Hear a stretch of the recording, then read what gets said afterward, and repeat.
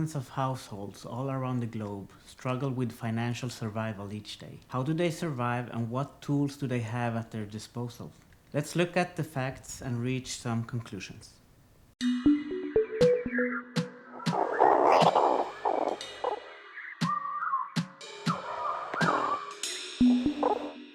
To reiterate some of the statistics, according to worldbank.org, 8.5% of the global population live on less than $2.15 per day, the international extreme poverty line.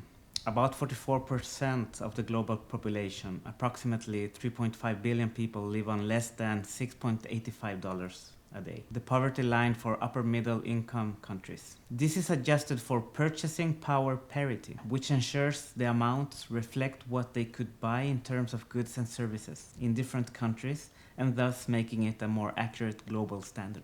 There are ways to navigate financial struggles in difficult times. Apart from surviving, we need to find space to plan for a brighter future, as the idea is to survive today to be able to live tomorrow.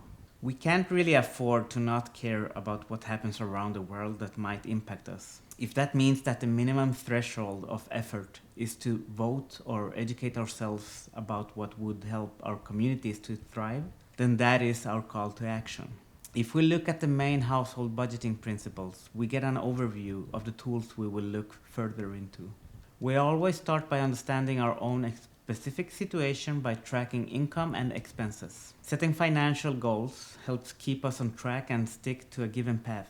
Planning and prioritizing help us put things in perspective and their value. Saving regularly, if possible, is a tool that helps you reach certain goals. Controlling the spending habits we have, or the order in which spending is done, helps us from deviating from our goals. Preparing for unexpected expenses is a way to sleep soundly at night. All these principles are not readily available to everyone. If you are barely surviving, there is no space for saving money or putting aside some for redundancy.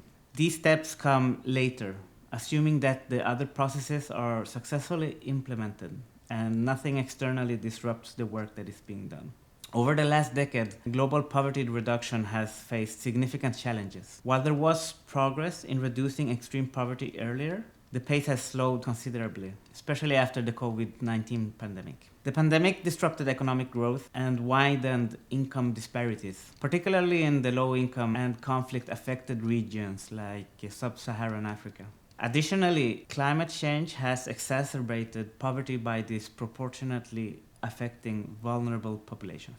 According to JPAL, access to the internet has significantly improved the financial situation of vulnerable communities in various ways. 1. Financial inclusion. Digital financial services and digital wallets have provided underserved populations with access to formal financial systems. This has enabled them to save, borrow, and make transactions more efficiently. 2. Reduced cost. Internet-based platforms have lowered the cost of remittances and financial transactions, making it easier for families to share financial burdens and alleviate poverty. 3. Economic opportunities. The internet has opened up avenues for micro-entrepreneurs to reach broader markets, access credit, and improve their livelihoods. 4. Resilience and savings. Digital tools have helped individuals build financial resilience by facilitating savings and providing access to emergency funds. 5. Empowerment through information. Vulnerable communities can access educational resources, job opportunities, and market information, empowering them to make informed financial decisions. A publication by CGAP shows that low-income households often rely on a combination of strategies to survive financially despite limited resources. 1. Community support. Many rely on informal networks of family, friends, and neighbors for financial assistance, shared resources, or childcare. 2. Multiple income streams. Households often diversify their income by taking on multiple jobs, seasonal work, or informal employment. 3. Budgeting and prioritization. They focus on essential expenses like food, housing, and healthcare, often sacrificing non-essential items. 4. Government assistance. Social welfare programs, subsidies, and food aid can provide critical support. 5. Microfinance and loans. Access to small loans or microfinance institutions helps fund basic needs or small businesses. 6. Bartering and sharing. Exchanging goods and services within the community reduces reliance on cash. 7. Resilience and adaptation.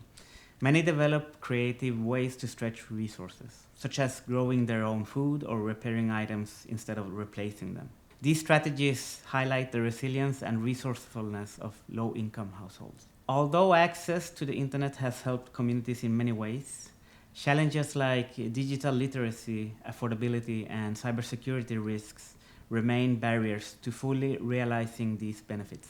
The same goes for available financial services. There are many digitally knowledgeable people who have created extra income by leveraging the reach you can have through internet-connected services, creating businesses, creating or joining communities, teaching, translating, or guiding tourists to be, or promoting the culture and customs, working remote for companies in other countries, promoting yourself or a brand through social media, and so forth. These are digital tools that have been made available in the last decade, which can be added to the traditional way of creating income without being too dependent on the financial situation or possibilities that are available locally. Some limitations: these tools are still dependent on access to means to use digital services. This can be affected by regional infrastructure and education.